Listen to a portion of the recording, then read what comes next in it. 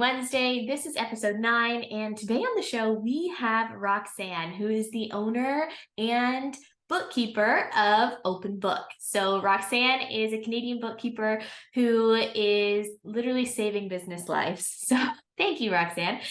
So today what we're going to chat about is, of course, there are so many different reasons why a bookkeeper is such a great idea, especially as a teeth whitening entrepreneur. But one thing that I loved is Roxanne mentioned, she kind of summed up a little quote, and she said, bookkeeping is often a task that business owners tend to leave on the back burner until it's too late. So we always tell ourselves, we'll get to it. We'll get to it. And I literally LOL'd when you wrote that, because as of course you have my business all in check and it's good to go, but I literally did this for my personal life. So it's like we keep thinking we'll do it next tax season, I'll get on top of it, it will be all organized, but it doesn't happen like that, does it? So no, and that's fine. That's kind of my approach to it. It's fine. There's always a way to fix things, so it's okay. so excited. So we're going to touch on a little bit of everything today, but mostly Roxanne has this really cool document, and it's called My 4 B's of Business. And Roxanne's being super generous, and she's going to chat with us today about one of the B's in that document. And the B that we are going to chat about today is business logistics. Yes. And it's going to be like a huge insight on what you need to do to organize your business. So Roxanne, first give us the scoop. Like, how did you jump into bookkeeping? Yes, so I'm Roxanne. I'm the owner of Open Book. Surprisingly, I didn't enter the world of bookkeeping essentially right through Open Book. I had a product-based business called Lace Antlers Clothing Co. for 6 years. I was hand making clothing for children and adult accessories. So my passion for business kind of led me to pursue business accountancy and post-secondary education. And through that experience, and also through full-time bookkeeping positions, I decided to venture on my own. I'm like, okay, yes, I'll do this on my own. I'll open book. And yeah, touching on what you said, I always joke with my clients and friends that I'm the person people avoid until they notice it's too late, they're running late, and they need organizing. So that's kind of like my running joke with my business. I'm like, hi, I'm here. Literally. But I'm always here to greet people with open arms. So and I know this isn't a topic that people usually enjoy discussing. For me, this is social media, but I have an approach that helps me post on social media as consistently as I can. And I also use this approach with my bookkeeping clients. And today we'll be speaking more about the fourth B in my 4 B's of business. And it's kind of like how to approach this 4B, this fourth B. And my main motto with this fourth B is getting familiar and making it easy. So to find a system and to make it simple and easy, because we often enter the business world and we think, okay, I need this QuickBooks subscription.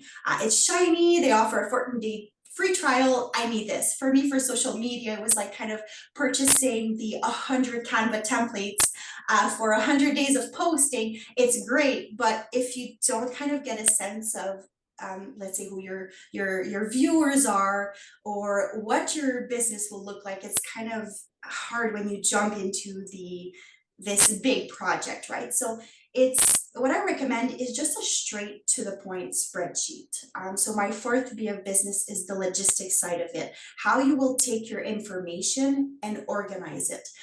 So a straight to the point spreadsheet is what I recommend. You work with a spreadsheet. It's awesome. I really enjoy it.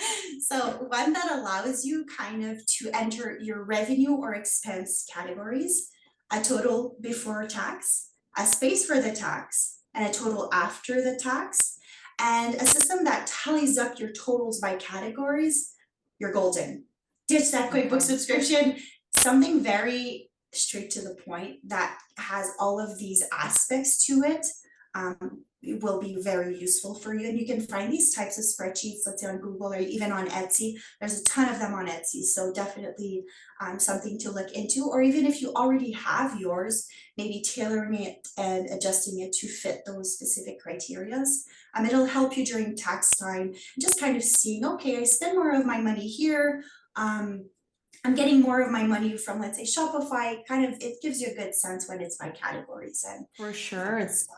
That's a great idea. And especially I can imagine, regardless if you're a new business just starting out, or if you are doing maybe some bigger revenue numbers, at the end of the day, it is so handy just to see like, oh, I'm spending a lot on PPE, or, oh, I'm spending, I do have a little bit of flex here. Maybe I should upgrade like my scheduling system or something like that. So that must be so handy to see everything side by side. And I love that you mentioned you don't always have to go straight for the subscription products. You can still do things.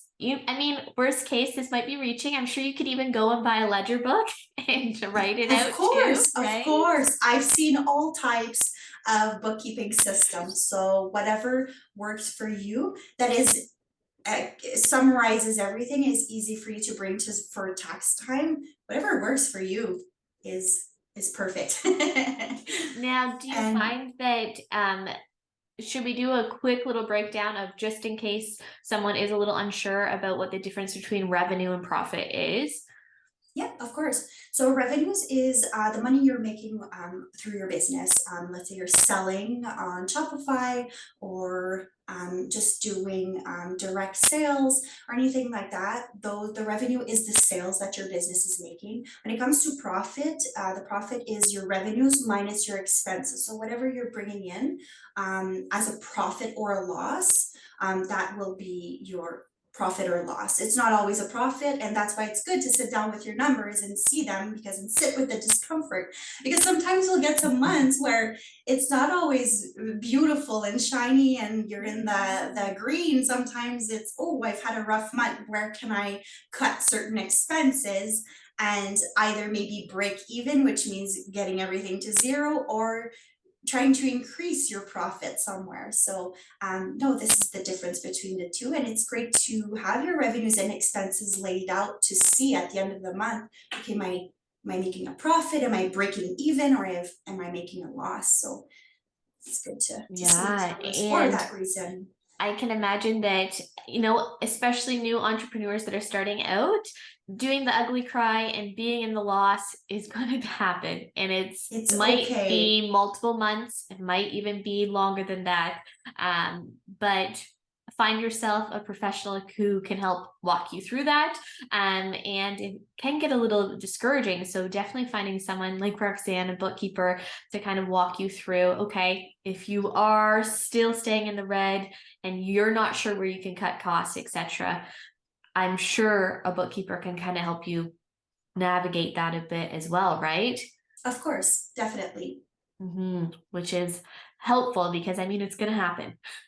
Yes, of course. And even some tips and tricks that you might not have heard about. For sure. For example, the GST and HST, it can be scary. A lot of people tend to not want to register for it voluntarily at the beginning of their business. There's a lot of pros to that as well. So just if you need a helping hand, a lot of bookkeepers, accountants, or tax professional can really guide you through what can help you and benefit you in your business. So it's helpful. Good. Yes. Now, what else do we have in the logistics, the business logistics world?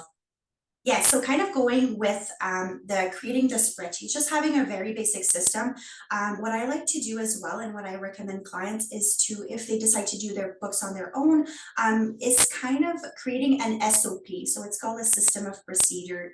It's a very fancy word of saying just a simple list, a list of the steps laid out for you to revisit on, let's say, a quarterly basis. This can be applicable if you're doing your books on your own, or even if you have a bookkeeper. It's good to have those steps laid out for you to be able to see, okay, this month I need to extract my data from Shopify. Okay, I need to do this. If you do your books on your own, okay, I need to sit down, take out my pile of receipts. I need to enter all of my expenses first. Okay, I need to go in Shopify, see the financial summary, enter. So it's good to have an SOP in place, because if you don't have that in place, and the first month, the second month, the third month, you go into your books and you're like, I don't remember what I'm supposed to do. I don't know what is this, like, and even I have SOPs for each of my clients because they're all different and they all require different steps, right? So, and I mold to their needs. So it's good to have an SOP, and this can be applied for everything in your life. But it's good to, after you have that system set up, create yourself a to-do list of like, okay, what will I need to do monthly or quarterly to make sure it's accurate and consistent every time you do it. So that's also another step to add in there. That's something you'll do once. Maybe you need to edit from time to time, but it'll be done once, and you can just keep it to the side and pull it back up whenever you need to. And that would be so handy as you scale. If someone steps in and takes that responsibility over, it's already laid out. Yeah, SOPs are good for that. Yes, if you need to hand it over to somebody else, of course, that's a great idea. And just in my experience, understanding and manually entering the numbers, maybe before you decide to get a bookkeeper, or for as long as you wish to do so, manually entering the numbers in a spreadsheet is how you'll get familiar with and understand how your money moves. We kind of spoke briefly on this, but this will help you to decide where your money goes instead of it escaping you without control, kind of. And it's hard to say and kind of hard to hear as well, but even if you have a bunch of followers online, a ton of sales, if you don't see or understand your numbers, the money will run right through your fingers. And I'm sure we've all had this experience that even some maybe in our personal life, right? So it's good to, once again, sit with that discomfort, see and understand those numbers. It's a really important aspect to this. So, and let's say suppose you get to a point where your business grows and you have way too many transactions to manually write down, because I know some of us get to that place, right?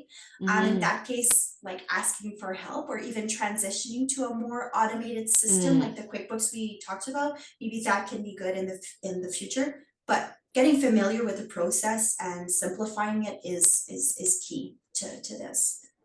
Building like that foundation, and then you can build onto it as you go, for sure. That's amazing. Now, this just came to my mind, and I feel like I'm springing it on you, but as it came to my mind, I'm thinking probably a lot of entrepreneurs, maybe earlier entrepreneurs too, might not be so sure about this. What's the main difference between a bookkeeper and an accountant? So bookkeeper, kind of how the title says it, they bookkeep.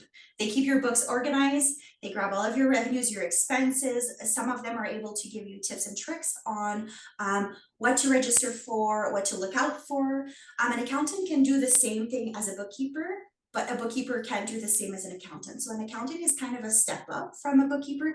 They're able to look at your books that are organized and give you financial advice, so guide you either, let's say, in investing or anything of that sort. They really guide you in your financial growth process and all of that. As a bookkeeper, you can organize, give tips and tricks, and hand over this resource and these reports and say, here's your numbers.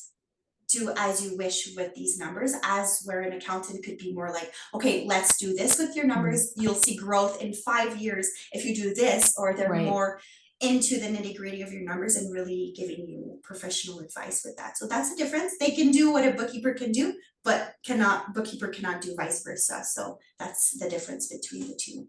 But both of them work great hand in hand. So I was gonna say, yes, it's almost like the bookkeeper is your business bestie, helping you stay on track and organized, and then probably there to help be a little bit of a buffer too when you need it with the accountant, when they're throwing these crazy words at you and you're like, what are they talking about?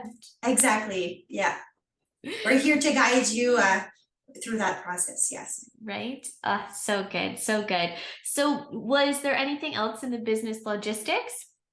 So kind of with the business logistics, it kind of ties into it, but it's more encompassing the 3 other B's if people are curious.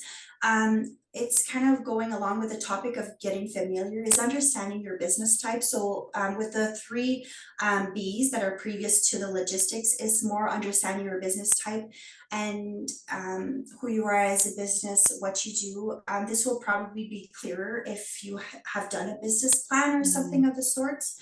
But it'll help you understand what licenses you might need to register for right away, maybe in a year, either municipal, provincial, or federal, when you need to start charging GST, HST, PST, and know what expenses you can claim for your specific business. And I oftentimes hear business owners tell me, oh, I didn't even know I could claim that, or oh, I didn't know I needed to register for the GST HST program like a year ago. And I wanted to mention this because there's a lot of information online, 100%. It's easy to get lost in all of the websites and the different information, and sometimes as Canadians we can kind of get lost in the United States version of the information.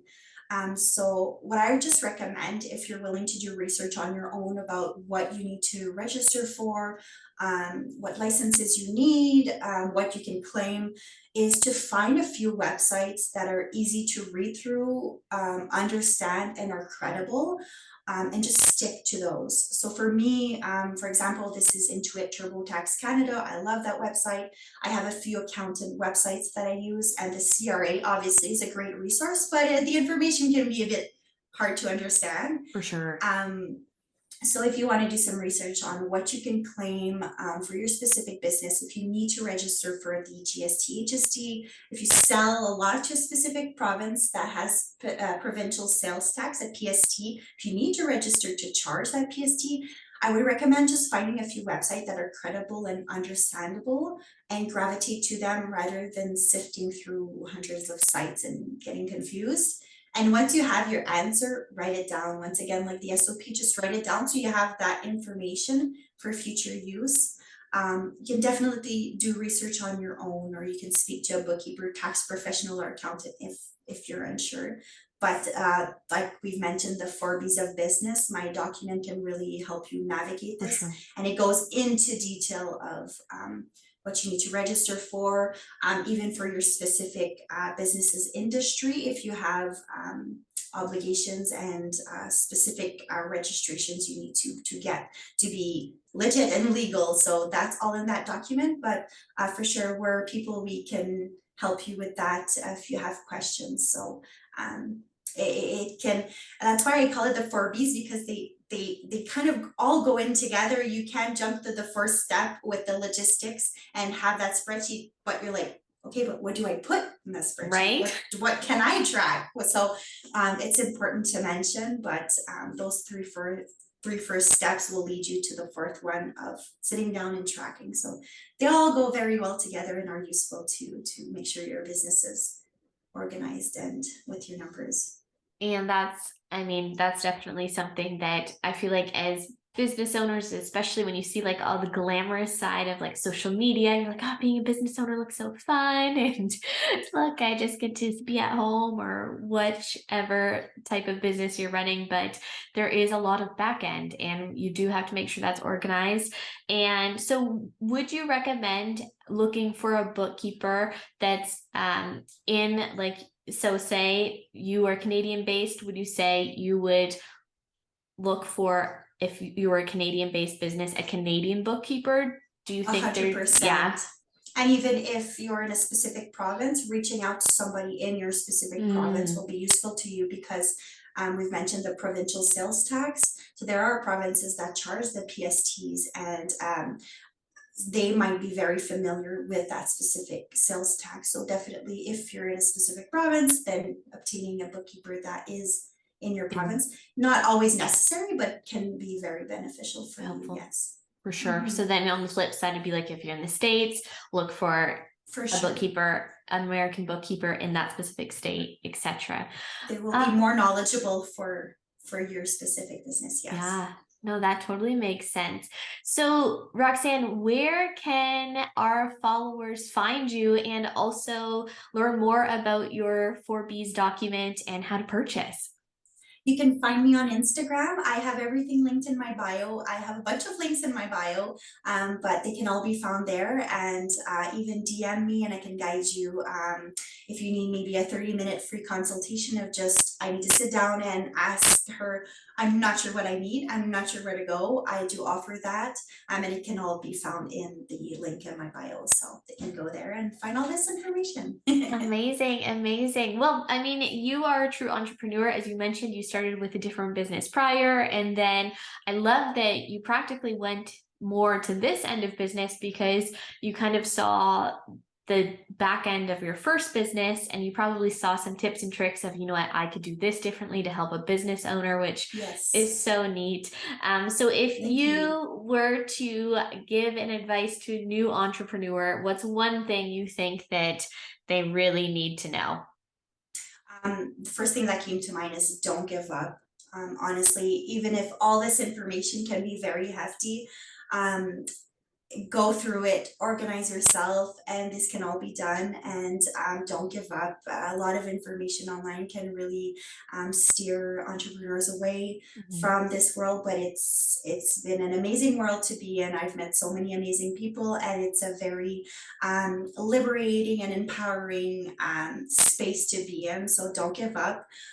Those are just to-do lists on your task to do. So don't give up and keep going. So that's kind of like that's what I wish I would have heard from people when I first started. So I hope that can help. Yes, so good, so good. Oh, well, thanks so much, Roxanne. I'm so glad that you came on and chatted. I'm Thank sure you. this is going to be so helpful for all of our listeners, but especially those Canadian listeners that are tuned in. So if you again want to learn more about Roxanne and how she can help you with your business, go follow those links and I'll also post them in our chat here. But thanks so much, Roxanne, and listeners, we will see you again next week for another Whitening Wednesday.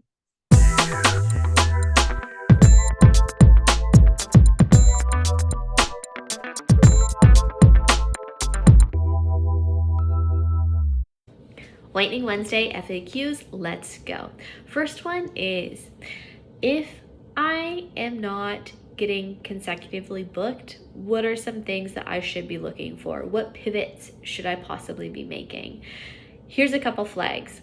First thing would be, if you're not getting consecutively booked continuously.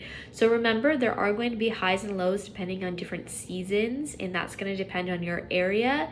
So if you feel like you should be in a high season and you're not getting bookings, look for this. Have you been advertising? You're going to have to spend money at some point. Do it.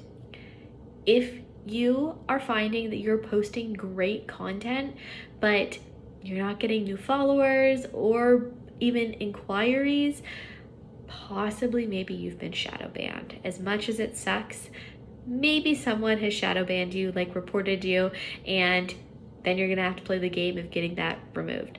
So what you should do is pop onto a different account and look up a hashtag that you've used, and if you are not trending or showing on that hashtag, 9 times out of 10, you've been shadow banned. So maybe your socials aren't working for you and you don't even realize it. So I would check that for sure. And another thing would be a pivot if you are finding that you're getting customer complaints. Is it within 24 hours? Because remember, your before and afters are not your guidelines, right? Wait for the full 24-hour period and see if there are issues. Okay, if you still aren't getting much absorption from multiple clients, then maybe it's time to look for a different product. Those are my tips. If you feel like you need to pivot, it would again be make sure you've advertised, make sure you're actually getting seen on socials, and the last one would be to make sure that you're working with great product. Next question was, how do I know if my product is legitimate?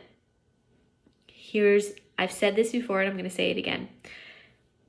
If you have a product that does not have lot number, expiry date, instructions, and ingredients either on the vessel or in the packaging, then yes, this is not a legitimate product. What does this mean? This means that your supplier probably isn't holding insurance on it, and it probably means that it is coming from not as much of a reputable source. If you think about it, if you went to the grocery store, even a drugstore, if you are buying food, it needs to have those ingredients, etc. If you are buying personal care products like shampoo, it needs to have those ingredients, etc. So if your gels are coming blank labeled and the actual product packaging doesn't have that information on it as well, no go. The amount of technicians that reach out to me and say that their trainer or supplier doesn't even know what's in their gels, that's a huge red flag. And again, it just shows you how unregulated this space is. Please be careful and make sure that you're using legitimate products. Last question for this week was, how are you enjoying the pop-up model and would you recommend it? I am actually really enjoying the pop-up model and I would recommend it. Of course, you know that I strongly agree that you can have a successful standalone whitening business, but it is going to have to depend on your location and you are going to need a large sum upfront to get started, not only for decor, etc., but also advertising. You will need to advertise a ton for a straight whitening business storefront. But on the flip side, if you're starting with a lower budget, or maybe you really do just want a side hustle, you don't want eventually a full-time career with teeth whitening, then I would really recommend popping up, working with local businesses by you. We've had great success with medi spas, dental offices around us, and I would recommend it. I know the next thing that you're thinking is, well, how do I reach out to them? I would cold call, which could come in a form of a phone call, a pop-in, or an email, and of course, this day and age, a DM. But do be careful with DMs and emails. If it's a really busy location and they have a receptionist, the receptionist might accidentally delete it before it goes to the specific person that needs to see it. Or DMs, a lot of companies are using social media content creators or different businesses running their socials. So you might not even get that request in front of the actual business. So do not be afraid to reach out to a business more than a few times. The only time I would stop reaching out to a business would be if somebody legitimately from the business says no thank you. But from there, I would highly recommend it. Great source of revenue, and also, if you have your techniques down, you can honestly replicate that anywhere. So don't be afraid to pop up and do that style as well. Hope you have a great Wednesday, and we'll see you again next week.